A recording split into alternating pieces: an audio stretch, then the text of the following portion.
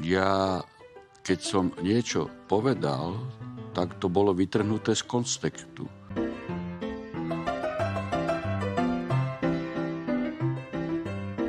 Či to nie, či. Ja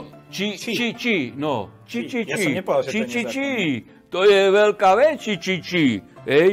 Nakradnem veľa peňazí a potom postavím nejaký kostol, alebo že vystrieľam pol dediny v Kolumbii a potom verejne im postavím nemocnicu. Koľko je v Michalovciach? Koľko je v námesto? To určite nie. Zastavíme kradnutie. Neprevedeš svoj majetok ani na prababku už 10 rokov nežijúcu. Zastavíme a pôjdeš do basy. Nič viac, nič menej. Kto vás platí? Rušková mafia vás platí? Nie, ja sa len pýtam, to sú... Čo to tu my tu s ručkami dáme? Vy chcete ma znásilniť, aby som ja Chráň Boh. podal žiadosť. Môžem si teraz politicky zarepovať. Tomu... Gretka agenda to ako tá...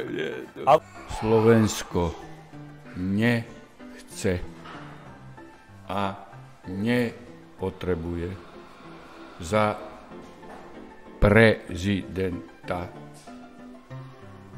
advokátku ani doktora. Jednoznačne sa dostanem do druhého kola. Ale ja vás nepresvedčam, že nie. Ja sa pýtam, čo by bol neúspech.